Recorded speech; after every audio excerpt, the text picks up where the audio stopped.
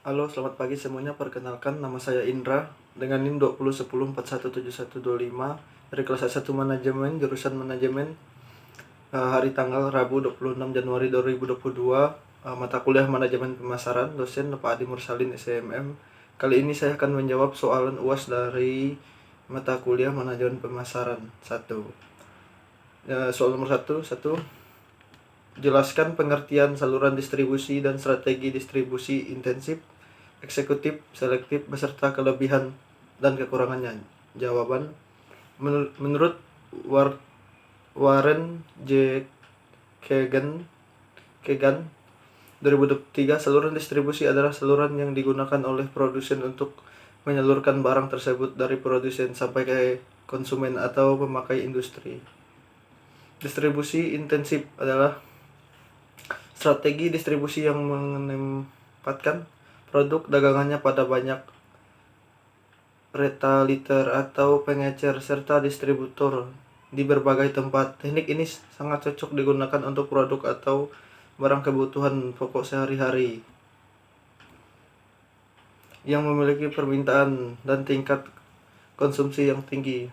Kelebihannya, memberikan akses yang mudah bagi pelanggan. Kekurangannya, banyak toko tidak akan menerima beberapa produk jika konsumen tidak suka memberi produk tersebut di tempat itu. Distribusi eksekutif adalah suatu metode distribusi yang menyalurkan produk barang atau jasa pada daerah pemasaran tertentu dengan memilih beberapa distributor atau pengecer saja pada suatu daerah. Di antara distributor atau pengecer akan terdapat suatu persaingan untuk merebut konsumen dengan cara, teknik, dan strategi masing-masing. Kelebihannya, distribusi yang berfokus pada toko pengecer yang memiliki permintaan akan produk tersebut dan atau di mana karyawannya memiliki pengalaman menjual produk tersebut. Kekurangannya, karena distribusinya selektif, produk tersebut tidak mudah diakses. Distribusi eksekutif adalah memberikan hak distribusi suatu produk pada satu dua distributor atau pengecer saja pada suatu area daerah barang dan jasa yang ditawarkan. Oleh jenis distribusi eksekutif adalah barang dengan kualitas dan harga yang tinggi dengan jumlah konsumen yang terbatas. Kelebihannya, produk tersebut dianggap prestisiun. Produsen juga menjamin bahwa toko pengecer di mana produk didistribusikan akan mampu melayani produk dengan layak. Kekurangannya, akses produk kepada pelanggan terbatas. Soal nomor 2, apakah perbedaan antara bauran promosi dengan bauran pemasaran? Jelaskan dengan faktor-faktornya, serta bagaimana cara menentukan anggarannya. Jawaban, bauran promosi adalah suatu kegiatan pemasaran terhadap suatu produk agar produk yang dipasarkan memberikan hasil yang memuaskan. Faktor-faktor bauran promosi: 1. Jenis pasar produk. 2. Tahap kesiapan pembeli. 3. Tahap siklus hidup produk. 4. Tahap kemunduran. Bauran pemasaran ialah seperangkat alat pemasaran yang digunakan untuk mencapai tujuan pemasaran dalam memenuhi target. Faktor-faktornya: 1. Produk. 2. Harga. 3. Saluran distribusi. Dan 4. Promosi. Cara menentukan anggarannya, bauran promosi ialah dengan mengalokasikan dananya lebih banyak kepada kegiatan seperti promosi, penjualan perorangan, hubungan masyarakat, dan lain-lain. Bauran pemasaran ialah dengan lebih mengedepankan produk atau harga, saluran distribusi, dan bauran promosi dalam melakukan pemasaran. Soal nomor 3, bagaimana cara atau strategi marketing untuk UMKM yang baru berkembang? Jawab, pada umumnya kegiatan pemasaran berkaitan dengan koordinasi beberapa kegiatan bisnis. Strategi untuk pemasaran UMKM ini dipengaruhi oleh faktor-faktor sebagai berikut. 1. Faktor mikro, yaitu perantara pemasaran, pemasok, pesaing, dan masyarakat. 2. Faktor makro, yaitu demografi, ekonomi, politik, hukum, teknologi atau fisik, dan sosial budaya. Berikut ini adalah hal-hal yang perlu diperhatikan dalam strategi pemasaran dari sudut pandang penjual. 1. Tempat yang strategis. 2. Produk yang bermutu. 3. Harga yang kompetitif. 4. Promosi yang gencar dari sudut konsumen. 1. Kebutuhan dan keinginan konsumen. 2. Biaya konsumen. 3. Kenyamanan. 4. Komunikasi. Soal nomor 4. Dengan adanya promosi, produsen atau distributor mengharapkan kenaikannya angka penjualan. Sebutkan dan jelaskan tujuan promosi. Jawaban 1. Untuk menyebarkan luaskan informasi suatu produk kepada calon konsumen yang potensial. 2. Untuk mendapatkan konsumen baru dan untuk menjaga loyalitas konsumen tersebut. 3. Untuk menaikkan penjualan serta laba atau keuntungan. 4. Untuk membedakan dan mengunggulkan produknya dibandingkan dengan produk kompetitor. Nomor 5. Untuk berbranding atau membentuk citra produk di mata konsumen sesuai dengan yang diinginkan. Untuk merubah tingkah laku dan pendapat konsumen tentang suatu produk. Soal nomor 6. Coba Anda identifikasikan konsep inti pemasaran masing-masing dengan penjelasan singkat. Bagaimana kedudukan dan peran pemasaran untuk saat ini dan di masa yang akan datang dibandingkan dengan fungsi bisnis lainnya. Jawab 1. Kebutuhan, keinginan, dan permintaan. Ketiga hal ini harus dibedakan karena pemahamannya tidaklah sama. Kebutuhan merupakan suatu mendasar yang harus dipenuhi, sedangkan keinginan adalah hasrat yang memuaskan di sisi lain seseorang. Bentuknya tidak harus berupa barang atau objek, tetapi bisa juga hal lain, misalnya rekreasi, pelayanan berkelas, dan sebagainya. Permintaan tidak akan tercipta tanpa adanya daya beli seseorang. Namun permintaan bisa lahir dari keinginan seseorang, bukan hanya dari kebutuhan saja. 2. Produk, barang, jasa, dan gagasan. Jika produk ini berupa benda dan kasat mata, maka itu adalah barang. Apabila tidak nyata namun bisa memberikan kepuasan, maka produk tersebut digolongkan sebagai jasa. Sedangkan sesuatu yang tidak berupa barang dan jasa namun bisa memiliki nilai atau value tertentu, maka itu adalah sebuah gagasan. 3. Nilai, biaya, dan kepuasan. Nilai merupakan total biaya yang dihadapkan dengan kemampuan produk dalam memenuhi kepuasan. 4. Pertukaran dan transaksi. Konsep ini pemasaran di sisi berfokus pada aktivitas pertukaran sebagai awal mula lahirnya sebuah transaksi. 5. Hubungan dan jaringan. Hubungan dan jaringan yakni suatu praktik jangka panjang untuk memenuhi kebutuhan serta memuaskan berbagai pihak. Nomor 6. Pasar. Di pasarlah tempat bertemunya penjual dan pembeli, aktivitas transaksi, serta terciptanya gagasan-gagasan produk baru. Nomor 7.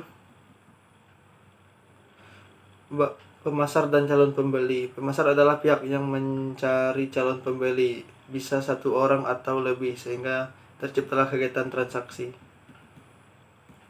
Soal nomor 6. Bagaimana pemahaman Anda tentang segmenting, targeting, dan positioning dalam kegiatan pemasaran? Mengapa segmenting perlu dilakukan dan sebutkan apa saja yang dapat dijadikan dasar segmentasi itu. Jelaskan secara singkat. Jawaban SDP atau segmentation, targeting, positioning adalah suatu pendekatan dengan model yang digunakan untuk mengembangkan pesan dan strategi pemasaran yang sesuai pada segmentasi target audience tertentu. Pada dasarnya, STP marketing atau segmenting, targeting, positioning adalah suatu model pemasaran yang penerapannya melibatkan 3 tahapan, yaitu melakukan segmentasi pasar, menargetkan segmen yang diyakini paling menguntungkan, dan memposisikan produk yang dijual dengan cara yang paling bernilai. Fokus utama dalam model pemasaran STP ini adalah pada pendekatan audiens, bukan produk. Tahapan segmenting atau segmentation perlu dilakukan untuk membagi pelanggan menjadi sekelompok orang-orang dengan karakteristik dan kebutuhan yang sama. Langkah ini dilakukan agar kamu dapat menyesuaikan pendekatan untuk memenuhi kebutuhan masing-masing kelompok dengan cara yang lebih efektif dibanding hanya menggunakan satu pendekatan atau semua pelanggan. Untuk melakukan segmentasi pasar dapat didasarkan pada pendekatan seperti demografis, geografis, dan perilaku. Soal nomor 7. Bauran pemasaran dalam kerangka program pemasaran perlu dirancang atau dikembangkan dan dilaksanakan sesuai dengan situasi pemasaran. Coba Anda identifikasikan unsur-unsur bauran pemasaran itu masing-masing dengan penjelasan dan contoh bagaimana pula unsur-unsur bauran pemasaran itu berinteraksi. Jawaban 1. Produk.